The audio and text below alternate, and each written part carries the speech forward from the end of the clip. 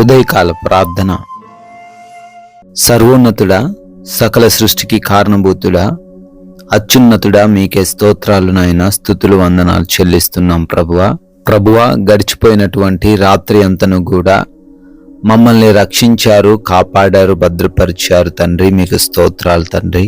ఏ హాని, ఏ ప్రమాదం, ఏ అపాయం మా గుడారం సమీపించకుండా అయ్యా కంటి నిండా నిద్ర దయచేసినందుకు వందనాలు తండ్రి.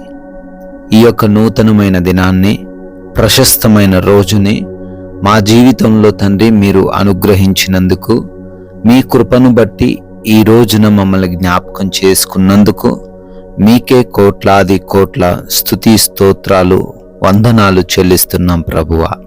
ఎస్ లార్డ్, నీవు ముందుకు జ్ఞాని వగుటకై ఆలోచన విని ఉపదేశము అంగీకరించుము అని సామెతల గ్రంథం 19వ అధ్యాయం 20వ వచనం ద్వారా ప్రభువా మీరు తెలియపరుస్తున్నారు.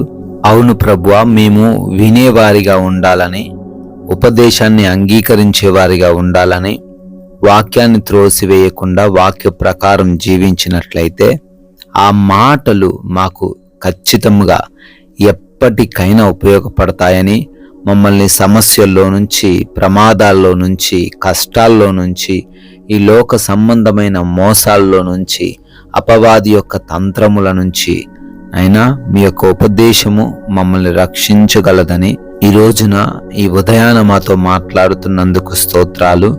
ప్రతి ఒక్కరూ కూడా తండ్రి మాటలు వింటూ వాటిని గైకొంటూ అయా వారికి ఎదురవబోతున్న ప్రతి విధమైన ప్రతికూలత నుంచి బయటపడే సహాయము వారికి దయచేయండి నాయన.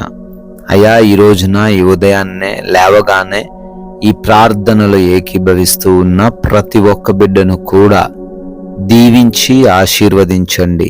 మీ సహాయము వారికి దయచేయండి ఆయన. వారి ఆలోచనలకు, వారి తలంపులకు, అయా వారి ప్రయత్నాలకు మీరు తోడై ఉండమని అడుగుతున్నాం ప్రభువా. ఈ ఉదయకాలంలో నాయన మా పనులను మీకు అప్పగిస్తూ ఉన్నాము. చేస్తూ ఉన్నా, చేయబోతూ ఉన్నా ప్రతి ఒక్క పనిలోనూ మీరే మమ్మల్ని ఆశీర్వదించండి అయా.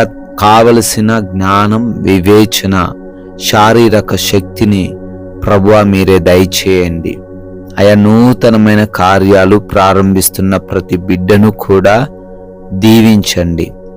ఆగిపోయి ఉన్న ప్రతి పనిని కూడా మరలా ప్రారంభించబడుటకు కృప దయచేయండి తండ్రి.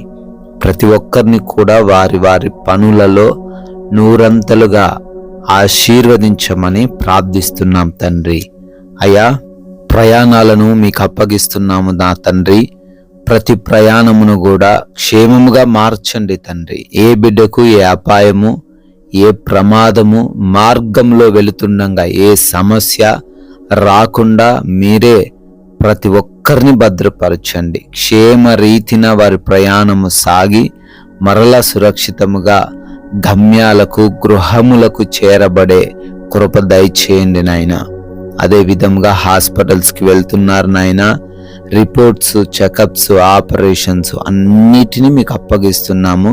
ప్రతి విషయంలో బిడ్డలను దీవించండి నాయన. వారికి అనుకూలమైన రిపోర్ట్స్ దయచేయండి. ఎగ్జామ్స్ అని, ఇంటర్వ్యూస్ అని వెళ్తూ ఉండగా మంచి జ్ఞానం, వివేచన, జ్ఞాపక శక్తి ప్రతి బిడ్డకు దయచేయమని, వాటన్నిటిలో వారు క్వాలిఫై అవ్వులాగున, సెలెక్ట్ అవ్వులాగున కృప చూపించమని ప్రార్థిస్తున్నాం ప్రభువా. అయా, ఈ రోజున గృహములలో ఒంటరిగా ఉంటున్న ప్రతి ఒక్కరి కొరకు కూడా అడుగుతున్నాము.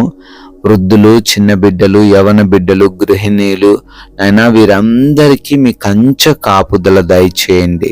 ఏ సమస్య వారి దరికి చేరకుండా, ఏ అపవాది క్రియలు వారిని ఏమి చేయకుండా, ఏ దుష్టుడి కన్ను వారి మీద పడకుండా ఈరోజంతా భద్రపరచండి నాయన.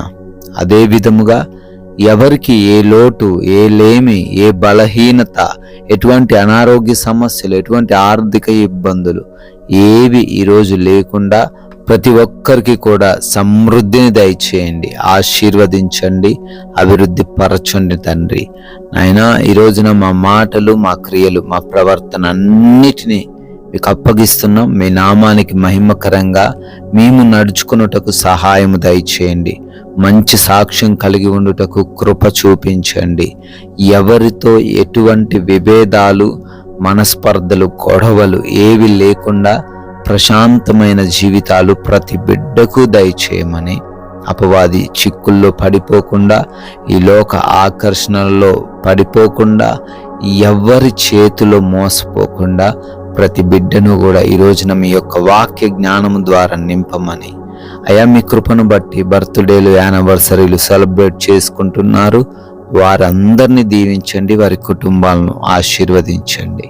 మేము కొందరికైనా మీ యొక్క ఉన్నతమైన వాక్యాన్ని ప్రకటించి రాజ్య వ్యాప్తిలో పాలిభాగస్తులయ్యే ధన్యత మాకును దయచేయమని, మహిమ కలిగిన యేసుక్రీస్తు వారి నామంలో ఈ ప్రార్థన అడిగి వేడుకొని పొందుకొని ఉన్నాము తండ్రి. ఆమెన్.